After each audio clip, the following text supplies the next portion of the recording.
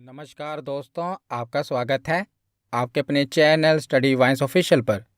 तो आज के इस वीडियो में हम साइंस की बायोलॉजी की सीरीज़ स्टार्ट करने जा रहे हैं, क्योंकि साइंस में बायोलॉजी से ज़्यादा प्रश्न बनते हैं।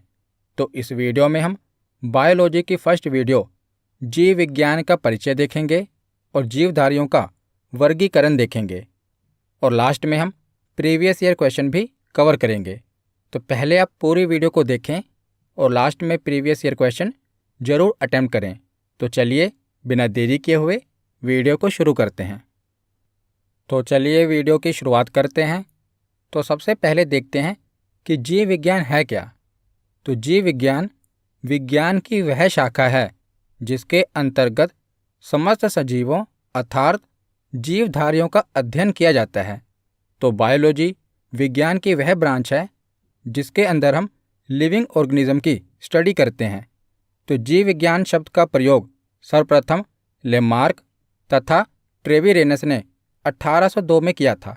तो याद रखिएगा, यह प्रश्न पूछा गया है कि जीव विज्ञान शब्द का प्रयोग सबसे पहले किसने किया था। तो लेमार्क और ट्रेविरेनस ने।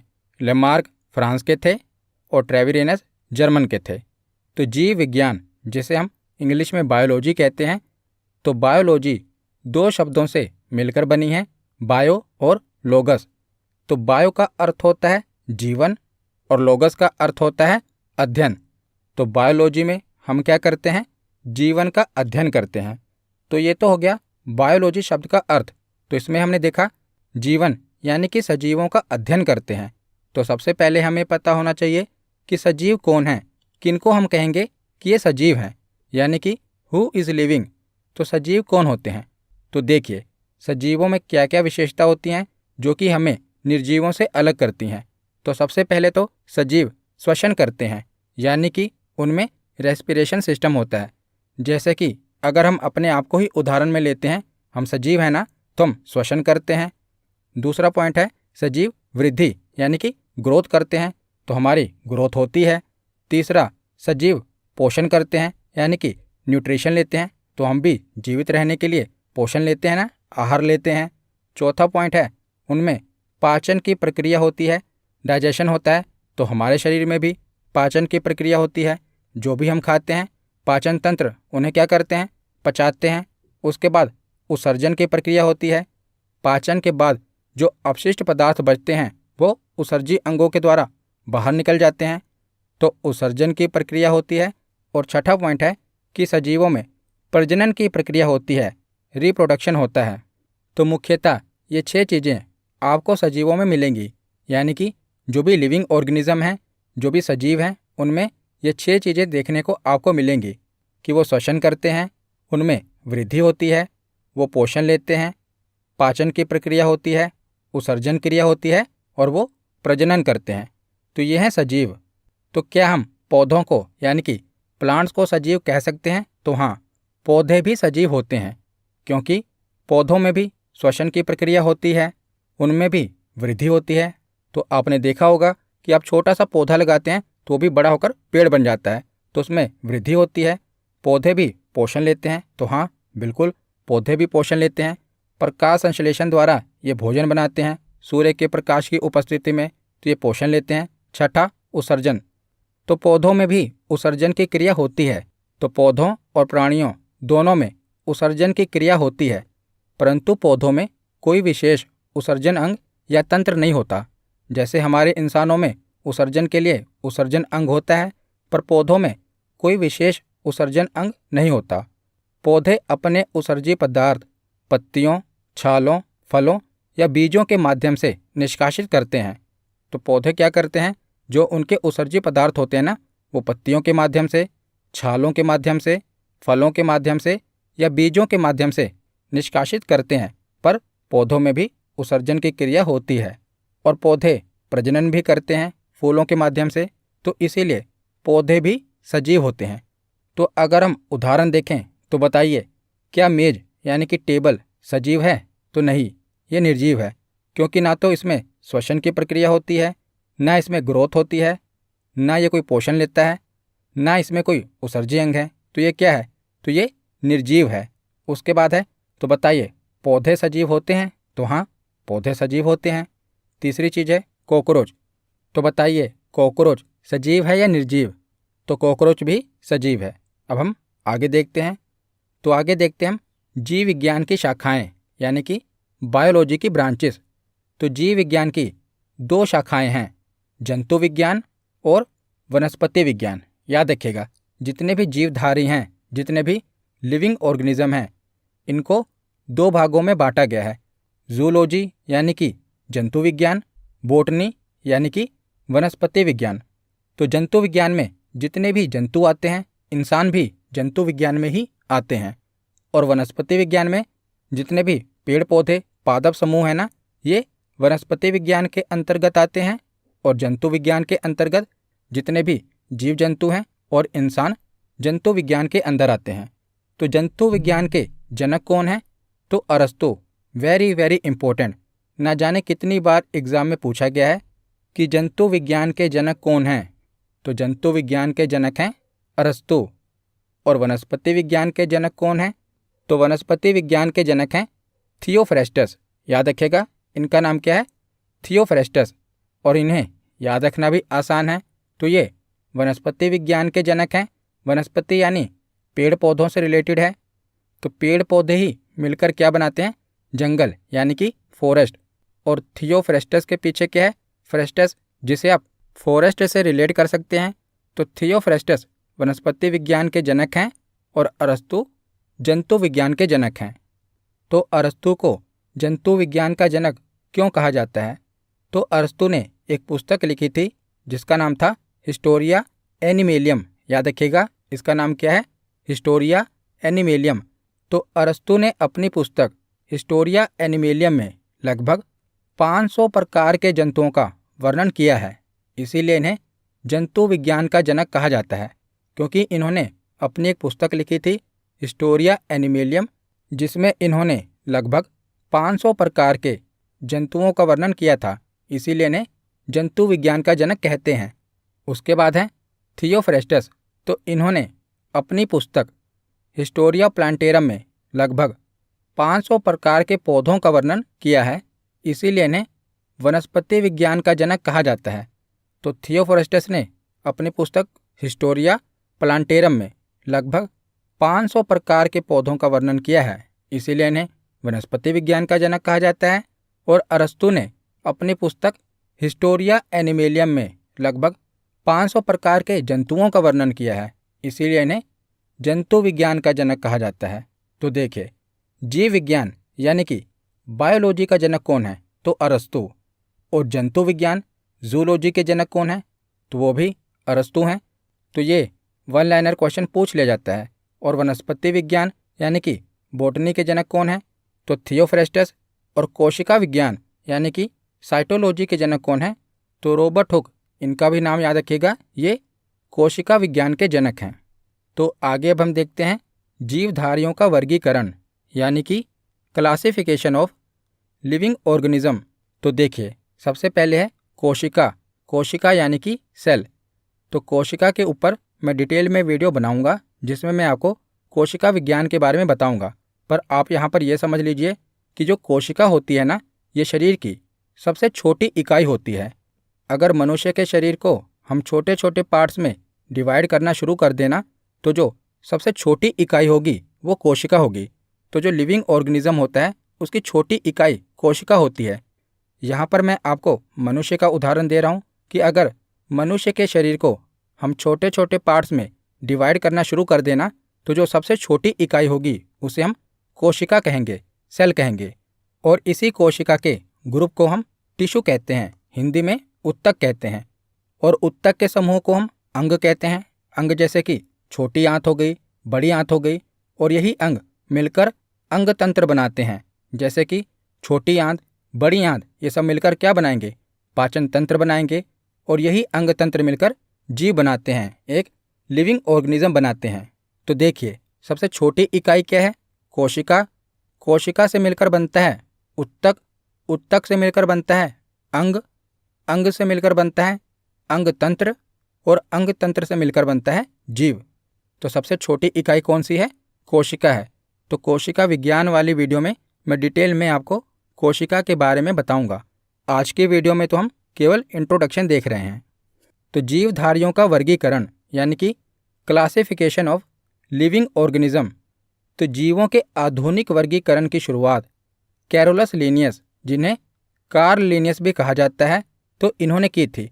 तो लिनियस ने जीवों के आधुनिक वर्गीकरण की शुरुआत की थी और लिनियस को वर्गीकी का पिता कहा जाता है। वर्गीकी को इंग्लिश में कहते हैं टैक्सोनॉमी। तो फादर ऑफ टैक्सोनॉमी कौन है? Carolus Linnaeus. याद रखिएगा, इन्हें वर्गीकी का पिता कहा जाता है। तो टैक्सोनॉमी का मतलब क्या हुआ? तो टैक्सो का मतलब हुआ समूह यानी कि ग्रुप, और नोमी का मतलब हुआ नाम रखना।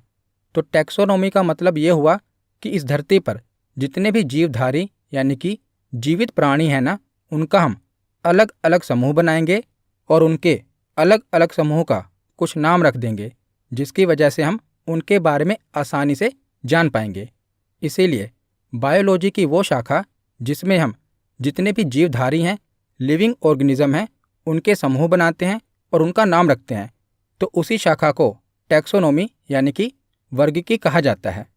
तो टैक्सोनॉमी 3 चरण में होता है, यानी कि वर्गीकी के 3 स्टेप होते हैं। पहला है आइडेंटिफिकेशन, पहचान करना। दूसरा है क्लासिफिकेशन, वर्गीकरण, हिंदी में कहते हैं वर्गीकरण, इंग्लिश में क्लासिफिकेशन कहा जाएगा।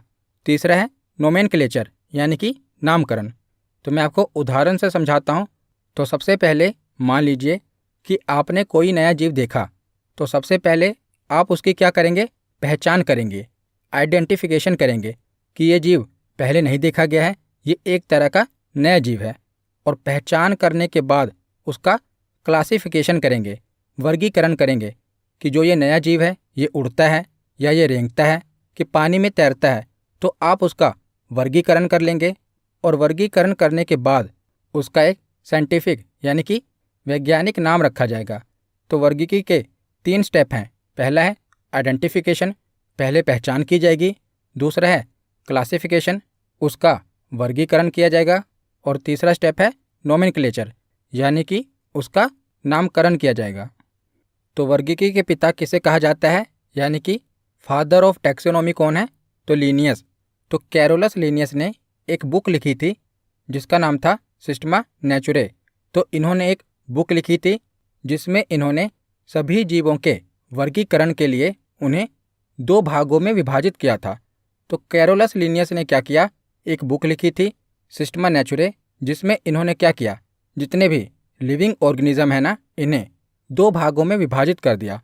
पहला है पादप जगत यानी कि प्लांट किंगडम, और दूसरा है जंतु जगत यानी कि एनिमल किंगडम। तो पादप जगत में इन्होंने सभी पेड़ पौधों को रख दिया और जंतु जगत में इन्होंने सभी जीव जंतुओं को रख दिया। तो कैरोलस लिनियस ने क्या किया? जीवों का वर्गीकरण 2 भागों में कर दिया, प्लांट किंगडम और एनिमल किंगडम। तो कैरोलस लिनियस ने जो ये वर्गीकरण किया ना, इसे 2 जगत वर्गीकरण कहा जाता है। इंग्लिश में कहते हैं 2 किंगडम क्लासिफिकेशन, क्योंकि इन्होंने जीवों को 2 भागों में बांटा था ना, इसीलिए इसे 2 जगत वर्गीकरण कहा जाता है, पादप जगत और जंतु जगत। तो इनके बाद आए अर्नेस्ट हैकल। इन्होंने क्या कहा? तो इन्होंने जीवों को 3 भागों में बांट दिया। इन्होंने क्या किया? इन्होंने कहा कि पादप जगत तो ठीक है और जंतु जगत भी है, लेकिन इसी के साथ धरती पर प्रोटिस्टा जगत भी है। तो इन्होंने 3 जगत वर्गीकरण दिया है। किसने? अर्नेस्ट हैकल ने 3 किंगडम क्लासिफिकेशन किया है। पहला पादप जगत, दूसरा जंतु जगत और तीसरा प्रोटिस्टा जगत। तो प्रोटिस्टा में क्या आएगा? तो अमीबा, ये प्रोटिस्टा जगत में आता है। जैसे अमीबा हो गया, प्लाज्मोडियम हो गया, ये किस जगत में आता है? तो प्रोटिस्टा जगत में आता है। तो ये जो अलग अलग किंगडम है ना, इन पर मैं डिटेल में वीडियो बनाऊंगा। तो ये इंट्रोडक्शन वीडियो है, तो आप इतना समझ लीजिए कि अर्नेस्ट हैकल ने जीवों को 3 भागों में विभाजित किया था, पादप जगत, जंतु जगत और प्रोटिस्टा जगत। तो हमने 2 जगत वर्गीकरण पढ़ा, 3 जगत वर्गीकरण पढ़ा, उसके बाद है 5 जगत वर्गीकरण। 4 जगत वर्गीकरण भी है, पर वो इम्पोर्टेंट नहीं है और एग्ज़ाम में भी नहीं पूछा जाता। पर जो 5 जगत वर्गीकरण है ना, ये मोस्ट इम्पोर्टेंट है, एग्ज़ाम में बहुत बार पूछा गया है। तो एग्ज़ाम में प्रश्न क्या बनता है कि 5 किंगडम क्लासिफिकेशन किसने दी थी? तो R.H. व्हिटेकर ने 5 किंगडम क्लासिफिकेशन दी थी। इन्होंने क्या किया कि इस धरती पर जो लिविंग ऑर्गेनिज्म है ना, उन्हें 5 भागों में बांट दिया। पादप जगत, जंतु जगत, प्रोटिस्टा, ये 3 भाग तो थे ही। इन्होंने क्या किया, मोनेरा और कवक को ऐड कर दिया। तो मोनेरा में क्या आएगा, तो जो बैक्टीरिया वगैरह है ना, वो मोनेरा जगत में आएंगे। और कवक यानी कि फंजाई, ये वो जीव होते हैं जो मृतजीवी होते हैं, यानी कि विषम पोषी होते हैं और पोषण के लिए सड़े गले कार्बनिक पदार्थों पर निर्भर करते हैं, जैसे कि मशरूम कवक जगत में आता है। तो इन्होंने क्या किया कि लिविंग ऑर्गेनिज्म को 5 भागों में बांट दिया। बहुत ही इंपॉर्टेंट है। सबसे पहले तो ये है कि 5 किंगडम क्लासिफिकेशन किसने दी, R.H. व्हिटेकर ने दी। और इन्होंने किसे किसे शामिल किया, तो पादप जगत, जंतु जगत, प्रोटिस्टा, मोनेरा और कवक, इन 5 किंगडम को इन्होंने शामिल किया। याद रखिएगा। तो 5 किंगडम की बात हुई है, तो एक बार इनके बारे में हम थोड़ा सा पढ़ लेते हैं। वैसे तो मैं आपको डिटेल में पढ़ाऊंगा, पर यहाँ पर इनकी बात हुई है तो थोड़ा सा देख लेते हैं। पहले है मोनेरा किंगडम। तो मोनेरा किंगडम क्या है, इस जगत में कौन से जीव आते हैं, तो इस जगत में सभी प्रोकैरियोटिक जीव। तो प्रोकैरियोटिक क्या होता है, तो अगर आपने कोशिका के बारे में पहले पढ़ रखा होगा तो आपको पता होगा कि प्रोकैरियोटिक क्या होता है। अगर आपने नहीं पढ़ा तो और भी अच्छा है, मैं सेल वाले चैप्टर में इसके बारे में बताऊंगा, पर यहाँ पर इसका जिक्र हुआ है तो मैं आपको बता देता हूँ कि प्रोकैरियोटिक क्या होता है। तो देखिए, जो सेल होता है यानी कि कोशिका होती है ना, कोशिका के 2 प्रकार होते हैं। पहला प्रोकैरियोटिक और दूसरा यूकैरियोटिक। तो प्रोकैरियोटिक सेल कौन से होते हैं, तो प्रोकैरियोटिक सेल या कोशिका वे कोशिका होती हैं जिसके अंदर जो केंद्रक होता है ना, उसके चारों तरफ केंद्रक झिल्ली उपस्थित नहीं होती, या अभी जो वो झिल्ली है उसका पूरी तरह से विकास नहीं हुआ है। तो सेल के अंदर केंद्रक होता है और केंद्रक के चारों ओर केंद्रक झिल्ली होती है। अगर यही केंद्रक झिल्ली अनुपस्थित हो या उसका पूरा विकास ना हो तो उसे प्रोकैरियोटिक सेल कहा जाएगा। पर अगर उस सेल के केंद्रक के चारों ओर केंद्रक झिल्ली उपस्थित होगी तो उसे यूकैरियोटिक सेल कहा जाएगा।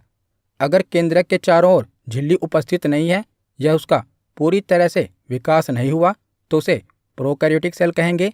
पर अगर केंद्रक झिल्ली उपस्थित है तो उसे यूकैरियोटिक सेल कहा जाएगा। तो जो मोनेरा जगत में आते हैं ना, वो प्रोकैरियोटिक जीव होते हैं, यानी कि उनके केंद्रक के चारों ओर या तो केंद्रक झिल्ली उपस्थित नहीं है या उनका अभी पूर्ण रूप से विकास नहीं हुआ है। तो ऐसे जीव कौन कौन से हैं, जैसे कि जीवाणु यानी कि बैक्टीरिया, साइनोबैक्टीरिया तथा आर्कीबैक्टीरिया इसमें सम्मिलित होते हैं। तो बैक्टीरिया किस जगत में आते हैं, मोनेरा जगत में आते हैं। उसके बाद है प्रोटिस्टा जगत। तो इस जगत के जो जीव होते हैं वो जलीय होते हैं, यानी कि वो जल में पाए जाते हैं, और यूकैरियोटिक होते हैं और एक कोशिकीय होते हैं। अगर उदाहरण से मैं आपको बताऊं तो जैसे अमीबा, तो अमीबा प्रोटिस्टा जगत में आता है। अमीबा हो गया, प्लाज्मोडियम हो गया, पैरामीशियम, यूग्लिना, ये सभी प्रोटिस्टा जगत के उदाहरण हैं।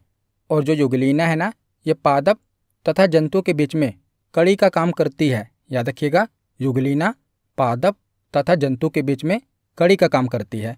तो अमीबा किस जगत में आता है, प्रोटिस्टा जगत में आता है। उसके बाद है पादप जगत। तो पादप जगत आपको पता ही है कि जो पेड़ पौधे हैं वो पादप जगत में आएंगे। तो इस जगत में प्रायः सभी रंगीन बहुकोशिकीय प्रकाश संश्लेषण उत्पादक जीव सम्मिलित हैं। पुष्पीय तथा अपुष्पीय बीजीय पौधे सभी इस जगत के अंग हैं। तो सभी प्रकार के जो पेड़ पौधे हैं ये पादप जगत में आते हैं। उसके बाद है जंतु जगत। तो जंतु जगत में सभी प्रकार के जीव जंतु आते हैं। ये सर्वव्यापी होते हैं, यानी कि हर जगह पाए जाते हैं, यूकैरियोटिक होते हैं और बहुकोशिकीय होते हैं। उदाहरण के रूप में हाइड्रा, जेलीफिश, सितारा मछली, सरीसृप यानी कि रेप्टाइल, पक्षी तथा स्तनधारी जीव सभी इसी जगत के अंग हैं। तो जितने भी जीव जंतु हैं और इंसान भी सभी जंतु जगत में आते हैं। उसके बाद 5वां जगत है कवक यानी कि फंजाई। तो यह जीव विषम पोषी होते हैं जो पोषण के लिए सड़े गले कार्बनिक पदार्थों पर निर्भर करते हैं, अतः इसे मृतजीवी भी कह दिया जाता है। उदाहरण के रूप में मशरूम, ईस्ट, पेनिसिलियम इसी जगत के सदस्य हैं। तो मशरूम किस जगत का है? तो ये कवक जगत का है। तो यहाँ पर हमने पांचों किंगडम के बारे में थोड़ी सी बेसिक जानकारी ले ली। इनके बारे में अगली वीडियोस में हम डिटेल में पढ़ेंगे भी। तो यहाँ पर हमारा थ्योरी सेक्शन कंप्लीट होता है। अब हम प्रीवियस ईयर क्वेश्चन देखते हैं। तो पहला प्रश्न है कि जीव विज्ञान का पिता किसे कहा जाता है? तो बायोलॉजी का फादर किसे कहा जाता है? तो इसे अरस्तु को कहा जाता है। ऑप्शन सी इसका सही जवाब है। अगला प्रश्न है वनस्पति विज्ञान के जनक कौन हैं? तो वनस्पति विज्ञान के जनक हैं थियोफ्रेस्टस। तो इसका सही जवाब है ऑप्शन डी। अगला प्रश्न है कि निम्नलिखित में से किस किताब में थियोफ्रेस्टस ने 500 प्रकार के पौधों का वर्णन किया है? तो थियोफ्रेस्टस ने किस किताब में 500 प्रकार के पौधों का वर्णन किया है? तो इसका सही जवाब है ऑप्शन ए हिस्टोरियम प्लांटेरम। इसमें इन्होंने 500 प्रकार के पौधों का वर्णन किया है, इसीलिए इन्हें वनस्पति विज्ञान का जनक कहा जाता है। अगला प्रश्न है कि 5 जगत वर्गीकरण किसके द्वारा प्रस्तावित किया गया था? तो 5 किंगडम क्लासिफिकेशन किसने दी है? तो इसका सही जवाब है ऑप्शन डी। आर.एच. विटकर ने 5 जगत वर्गीकरण दिया है। तो इसका सही जवाब है ऑप्शन डी। अगला प्रश्न है कि वर्गीकरण की द्विजगत पद्धति किसने प्रतिपादित की और दोनों जगत को प्लांटी और एनिमिलिया नाम दिया? यानी कि किसने 2 किंगडम क्लासिफिकेशन दी जिसका नाम प्लांट किंगडम और एनिमल किंगडम रखा? तो इसका सही जवाब क्या है? तो इसका सही जवाब है ऑप्शन ए। तो कैरोलस लिनियस ने 2 किंगडम क्लासिफिकेशन दिया है। तो इसका सही जवाब है ऑप्शन ए। तो अगला प्रश्न है कोशिका विज्ञान किसके अध्ययन से संबंधित है?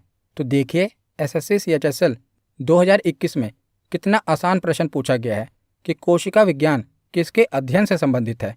तो जाहिर सी बात है कोशिका विज्ञान कोशिका के अध्ययन से संबंधित है। कई बार ये पूछा जाता है कि कोशिका के अध्ययन को क्या कहा जाता है? तो उसे साइटोलॉजी कहा जाता है। ये भी याद रखिएगा कि कोशिका के अध्ययन को साइटोलॉजी कहा जाता है। तो यहाँ पर जो ये प्रश्न है इसका सही जवाब है ऑप्शन डी। अगला प्रश्न है कि डैश को कोशिका विज्ञान के जनक के रूप में जाना जाता है? तो रॉबर्ट हुक को कोशिका विज्ञान के जनक के रूप में जाना जाता है। तो इसका सही जवाब है ऑप्शन ए। अगला प्रश्न है कि 3 जगत वर्गीकरण किसने दिया? तो 3 किंगडम क्लासिफिकेशन किसने दी है? तो इसका सही जवाब है ऑप्शन ए अर्नेस्ट हैकल। अर्नेस्ट हैकल ने 3 जगत वर्गीकरण दिया है। इसका सही जवाब है ऑप्शन ए।